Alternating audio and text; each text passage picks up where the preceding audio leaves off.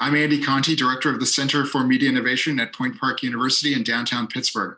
We're preparing to hand out the second round of funding for the Doris O'Donnell Innovations in Investigative Journalism Fellowship, and I'm pleased to welcome back second-year Judge David Folkenflik, NPR's media correspondent. David, hello, how are you? Hey, Andy, great to see you again. Yeah, nice to see you too. I wish we were under better terms, but what is the state of the media these days, both in terms of your reporting and also your own job, I guess? Well, in terms of the media itself, and we can talk more about that, the more important thing, it's two stories at once. It's the media is ever more vital, ever more important to both be conveyor of accurate, reliable information about this terrible health crisis that has seized all of our communities and our nation and world, and also the concomitant economic crisis that has beset us all, that has affected all of us in one way or another. Even those of us fortunate enough, like you and me, still to have jobs, often from home, sometimes from putting themselves in the middle of circumstances that are create greater risk for exposure for the journalists working. But regardless of what they're doing, they're trying to convey just a welter of information on all kinds of topics that were not at the lips and fingertips of a lot of these journalists prior to, call it, March. And they're doing an incredible job. You see that in a spike in viewership for television news, for local TV news, for radio, for streaming, for digital.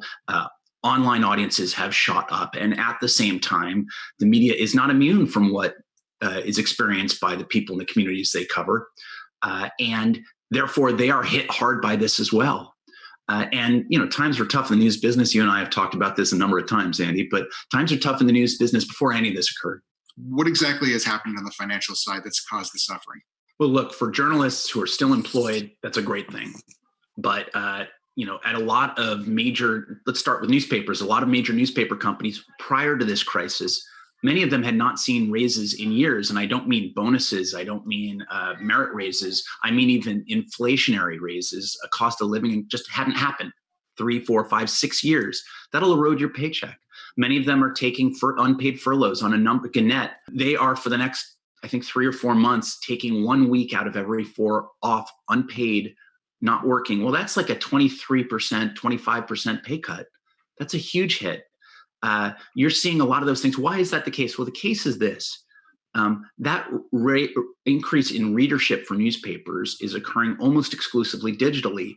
And it used to be thought that if you aggregate enough readers online, you could get digital dimes to replace print dollars. That is, the advertisers would pay a lot more for a print ad than a digital ad. Now we're down to the understanding that's really more likely to be digital pennies.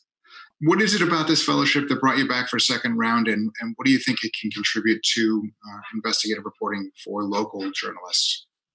Well, first off, I got to say how impressed I was by the breadth and ambition of a lot of the projects that were brought to us to go through. I mean, it took time, right? And it was a busy time for us all. I was particularly impressed at that moment. And I still paused and said, there's some really impressive people trying to bring attention on the local level and give scrutiny and accountability to various actors or to various phenomena and try to figure out what information that they could translate into knowledge, right? That's part of what the media does. It doesn't just spit out the spreadsheets. It says, this is what this means. If you think of Erica Hensley down at Mississippi Today, she made a proposal involving the acknowledgement that there simply weren't either enough media actors or other agencies interested in sort of absorbing all the possible data points on the exposure young children have to lead. And there's certainly no doubt that it has an incredible effect for those kids who have exposure, of course, on their health, on their mental development. And there's no question that there's also almost uniformly disparities when it comes to income levels and what we think of as economic classes.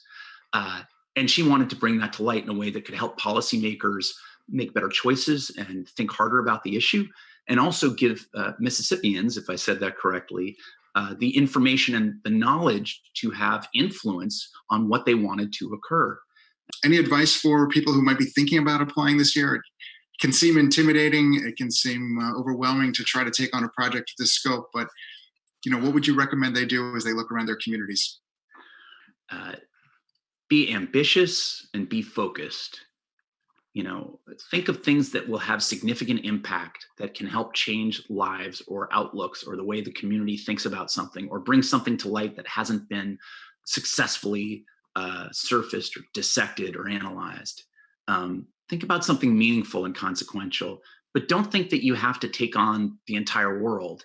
Sometimes by focusing on something in miniature or something specific and rooted and local, it gives you a large enough lever to move either your world or an understanding that this is something that may affect the greater populace. So I would be ambitious in what you want to uncover, but really focus it on something achievable and something rooted in a sense of place, in a way that people will have an emotional and personal and visceral stake in what you uncover and what you're able to help share. David, thank you for being so generous with your time for this conversation and for being a judge again. I really appreciate it. I appreciate the chance to do this. For more information, visit doriso'donnellfellowship.com. The deadline for this year's award is June 30th. We look forward to seeing your application.